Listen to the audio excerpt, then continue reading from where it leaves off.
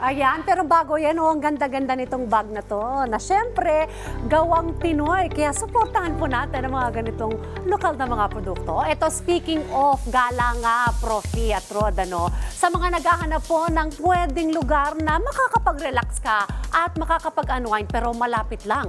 Subukan po ninyong pasyalan ang Rizal. Kung anong pwede nyong ma-explore sa lugar na yan, panoorin po natin ito.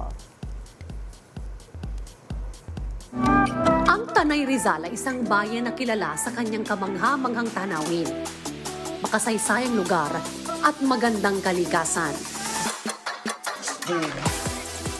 At isa na nga sa pinakapopular at pangunahing atraksyon na binabalik-balikan ng mga turista, lalo na tuwing summer, ay ang Daranac Falls. Mula sa lokal hanggang sa mga dayuhang turista, kilala ang Daranac Falls dahil sa natatangi nitong ganda. At isa nga sa kilalang personalidad na kamakailan lamang ay bumisita dito ay si Mark Tuan, ang miyembro ng South Korean boy group na GOT7. The other side on three. 1, 2, 3, let's go! Even without any participation ng government, the fact that dinayo siya ng isang sikat na tao, biglang mas lalo siyang nag-boom. So yun ang isang advantage namin dito na kung hindi kami mag-promote pero may dumating na isang sikat na tao at biglang na-feature, biglang nagkaroon kami ng free advertising, free marketing. Again, ibabalanse natin yan sa regulation. Pangunahing prioridad rin ng pamahalaan ang kaligtasan kung kaya't para masiguro na protektado ang mga residente at turista na naliligo sa Daranac Falls ay mayroon itong lifeguards, salbabida at personal flotation device o life vest. Bukod rin sa falls, marami pang ibang aktibidad na maaring gawin dito. Pwede po kayong mag-picnic, barbecue. So pwede rin po silang gumawa ng mga activities sa mga tubig.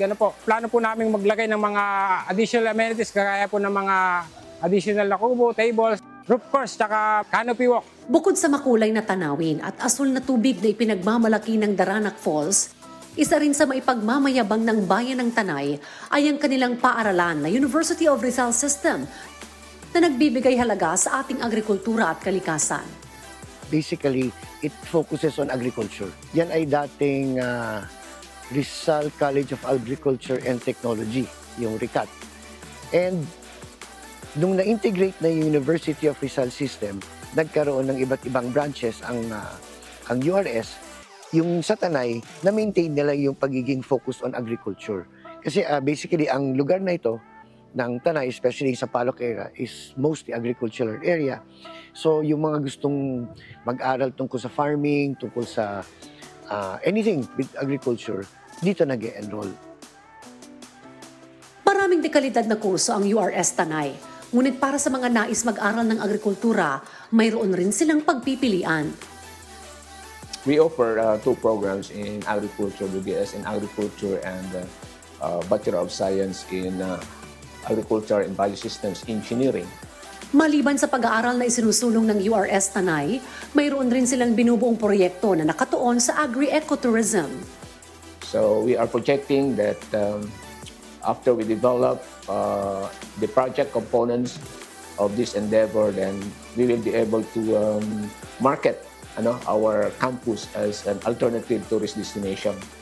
Tunay na isang destinasyon ng Tanay Rizal para sa mga gustong huminga sa magulo at maingay na mundo ng syudad. Yung mga mahilig sa nature, mahilig sa adventure, talaga matutuwa sila dito sa Tanay.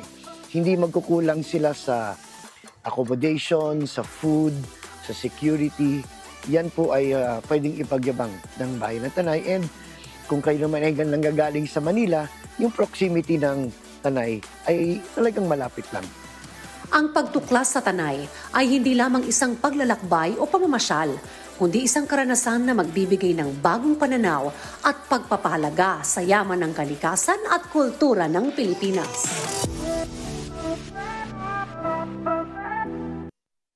Sa ilalim ng Presidential Proclamation No. 469 na nilagdaan noong 2018, ang buwan ng Abril ay dineklara bilang buwan ng kalutong Pilipino o Filipino Food Month.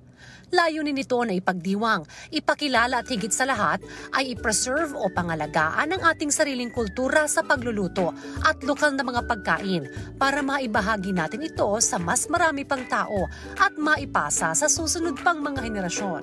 Alamin natin ang tema at iba pang programa na inilalatag para sa pagdiriwang nito ngayong taon. Dito lang sa Rise and Shine Pilipinas.